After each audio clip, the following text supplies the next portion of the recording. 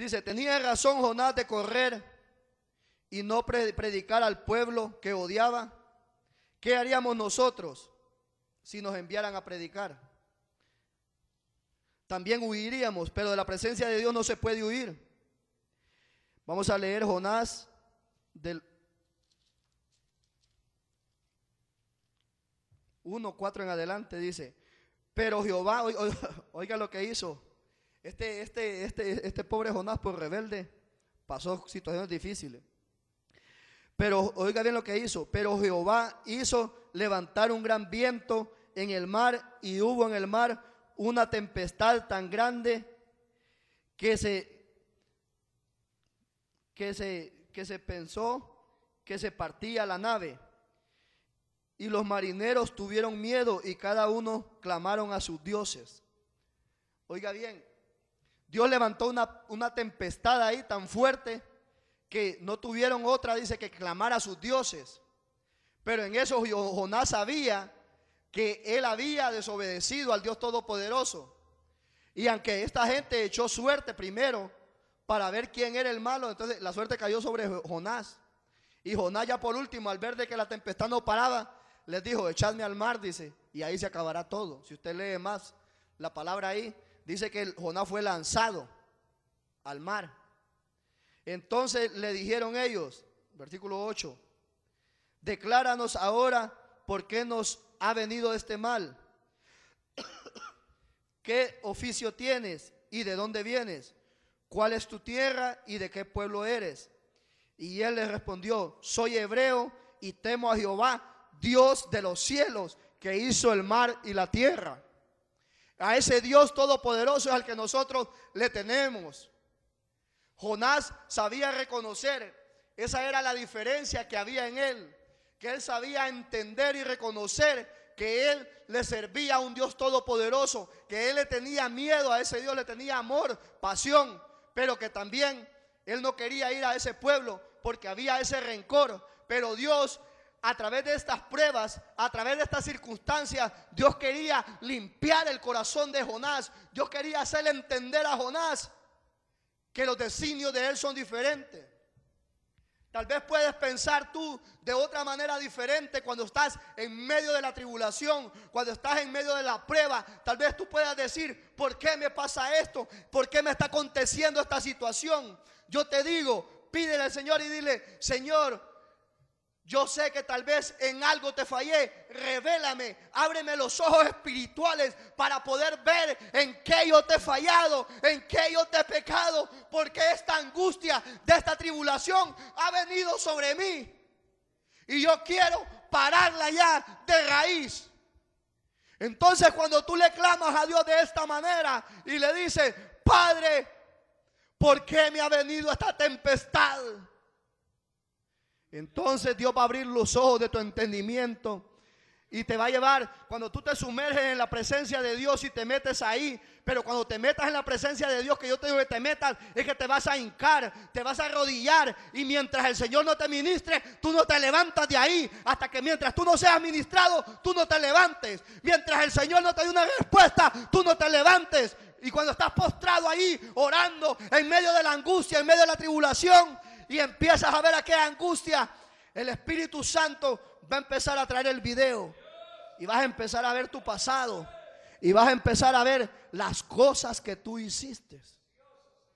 Entonces ahí tú lo que tienes que hacer es decir, Señor, perdóname, reconozco que he pecado contra el cielo y contra ti, limpia mi corazón y dame la fuerza necesaria para sobrellevar esta angustia, para poder llevar esta prueba a otro nivel, para poder caminar sobre esta tribulación. Entonces tú vas a caminar por la fe encima del problema, encima de la adversidad, y vas a glorificar a Dios en medio de la prueba. No te vas a quejar, no te vas a renegar, sino que le vas a dar la gloria al Dios Todopoderoso, porque Él sanará tu corazón. Ese es el objetivo por el cual muchas veces la tempestad viene a nuestras vidas. La tempestad llegó a Jonás por rebelde y porque dentro de él había una minita de rencor. Oiga bien, todavía ahí Dios no le ha sanado ese resentimiento que andaba. Ya vamos a llegar más adelante donde Jonás se pone más bravo. Dice entonces, punto número 4. El pueblo de Nínive se arrepiente y proclama ayuno a Jonás. Ve, y proclama ayuno. Jonás 3:5.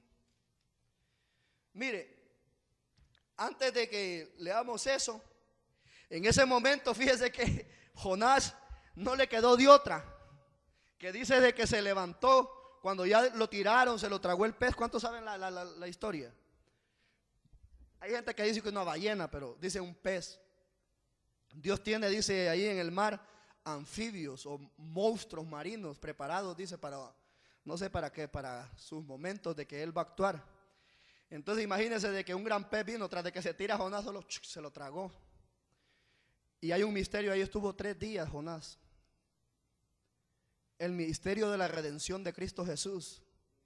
Dios quería enseñarle también al pueblo de Israel que Dios ya iba a venir, que iba a enviar a su hijo, iba a morir y al tercer día iba a resucitar, como Jonás resucitó al tercer día. Acá, me entiende, hay puntos interesantes en esta escritura de Jonás.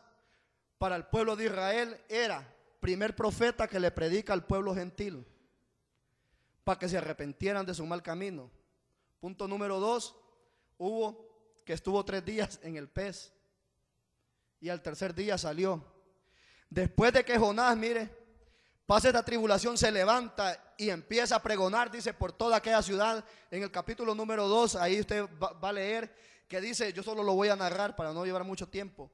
Entonces dice que Jonás empieza, Nínive será destruida, Nínive será destruida. Entonces él ya pregonando el mensaje del arrepentimiento a aquel pueblo, pero él deseando en su corazón que ese pueblo no se arrepintiera.